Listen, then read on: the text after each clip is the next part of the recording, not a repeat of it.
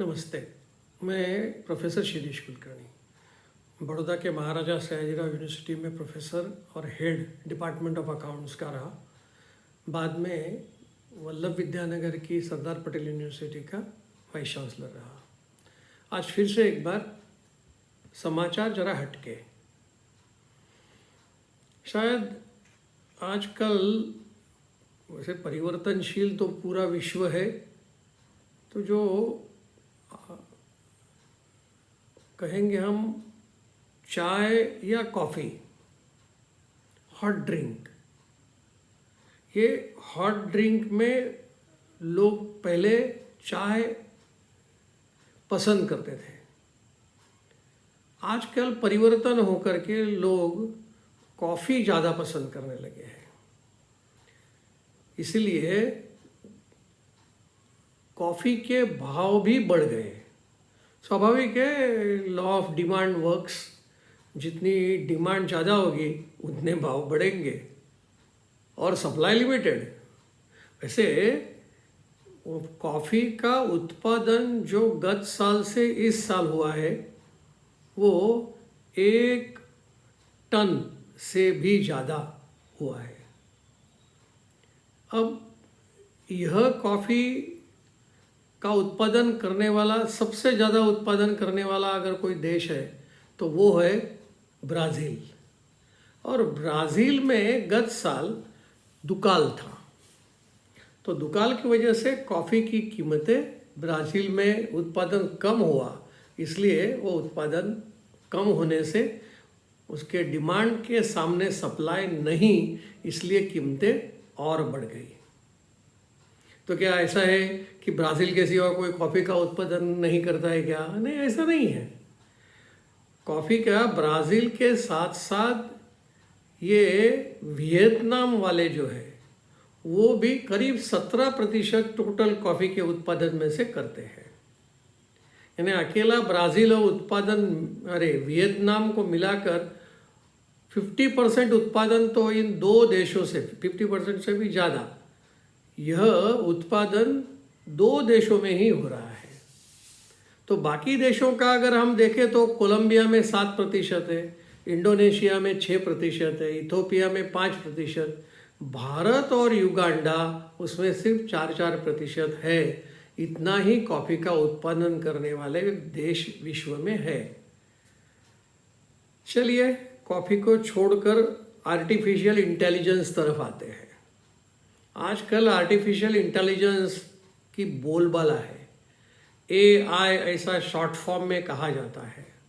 Open AI, general AI, इस प्रकार से कई शब्द सामने आते हैं। लेकिन इस आर्टिफिशियल इंटेलिजेंस ने पूरे विश्व को अपने कब्जे में ऐसा लगता है ले लिया है। सब लोग उसके पीछे भाग रहे, दौड़ रहे हैं कि AI। भारत भी कुछ कम नहीं, भारत भी चाहता है कि हम ज़्यादा से ज़्यादा उसमें कुछ शोध करें, कुछ नई टेक्निक्स इस AI में लेके आए। ऐसा लग रहा है कि भारत भी आगे बढ़ेगा।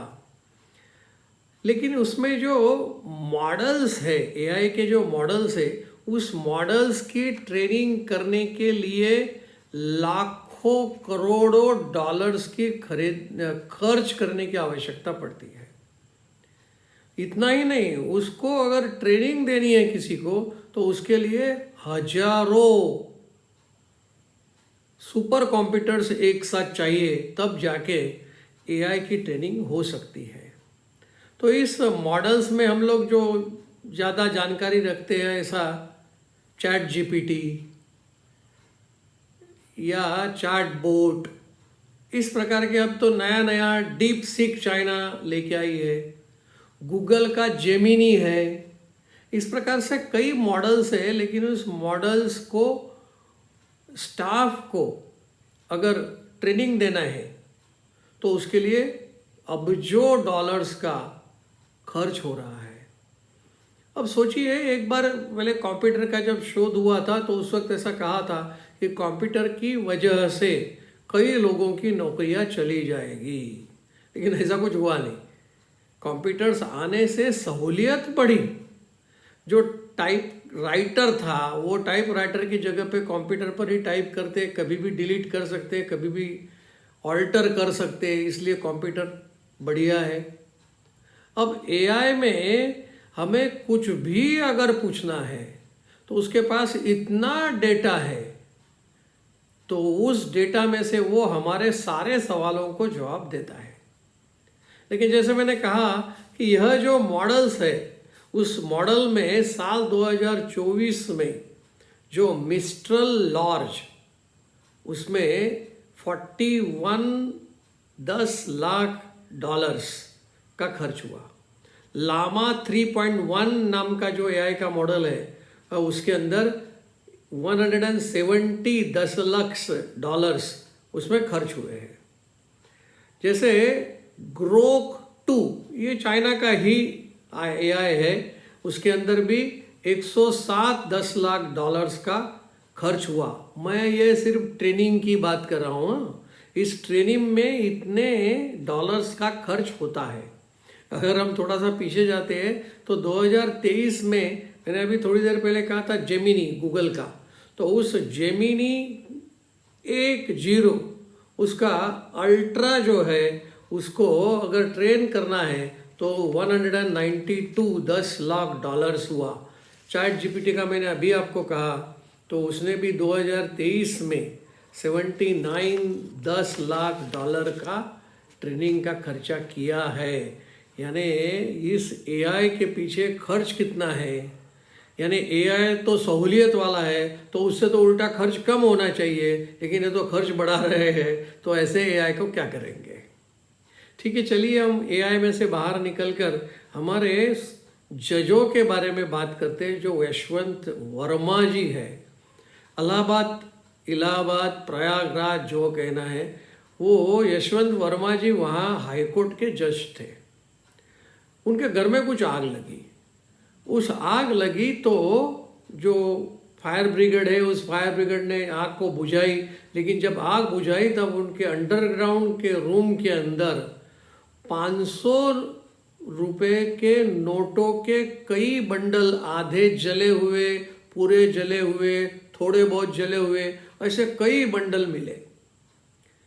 उन्होंने तो अपना बचाव करने की कोशिश की, लेकिन आखिर में उनके सामने सुप्रीम कोर्ट ने एक जजों की इंक्वायरी कमेटी नियुक्त की।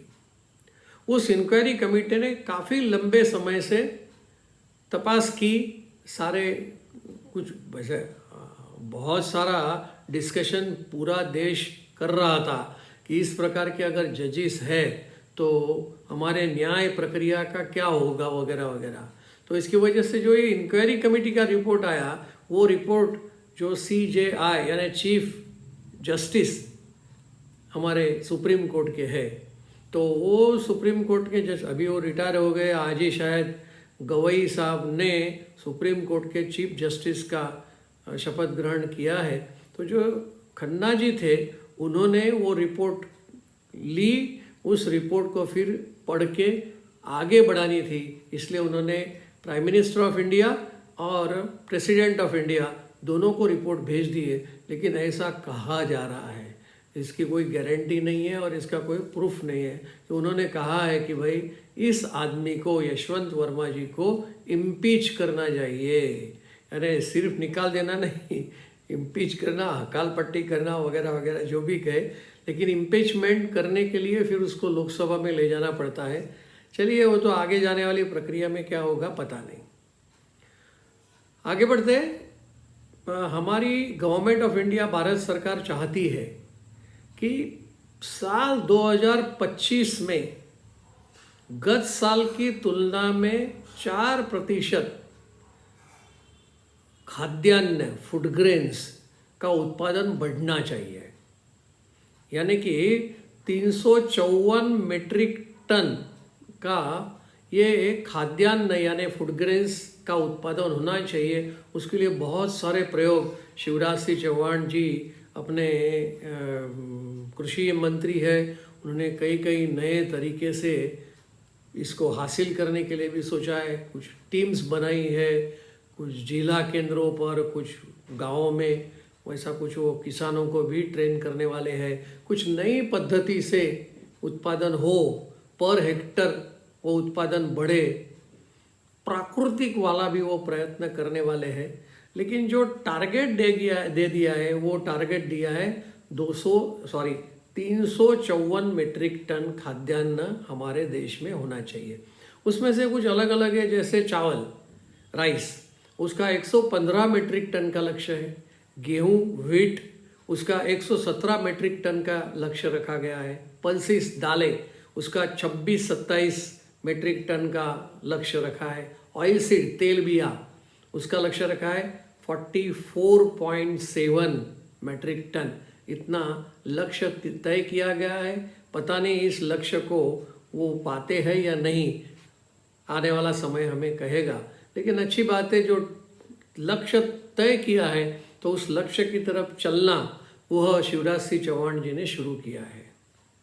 चलिए आगे बढ़ते हैं। एक अच्छी बात, आप शायद इस नाम से परिचित होंगे, बिल गेट्स, को फाउंडर ऑफ माइक्रोसॉफ्ट। अब माइक्रोसॉफ्ट वो कंप्यूटर के लिए तो हर आदमी जानता है, माइक्रोसॉफ्ट ऑफिस वगैरह वगैरह, एक्सेल, ये सब छोड़िए, लेकिन उसका जो को फाउंडर है बिल गेट्स, वो तो बिलियनर है, अब्जोपति है। तो अब वैसे उनकी उम्र भी बहुत ज़्यादा हो गई है, तो उनके दिमाग में आया है कि उनकी जो पर्सनल संपत्ति है, उसकी वैयक्तिक जो प्रॉपर्टी है, उस प्रॉपर्टी में से $200 बिलियन, यानी ये कोई छोटी रकम नहीं है, $200 बिलियन वो पुअरेस्ट पीपल के लिए रखते हैं। यानी ऐसा नहीं कि वो किसी को भी बांटेंगे, उस ट्रस्ट में वो ट्रांसफ़र करेंगे, और वो ट्रस्ट ऐसे पुअर लोगों को, सबसे ज़्यादा गरीब लोग हो, उनके लिए वो देना चाहते हैं या दे देंगे अभी। लेकिन उसमें उन्होंने एक बात और ऐड की, वो जो शायद ऐसा कहते हैं कि विश्व में सबसे ज़्यादा अमीर इलॉन मस्क है।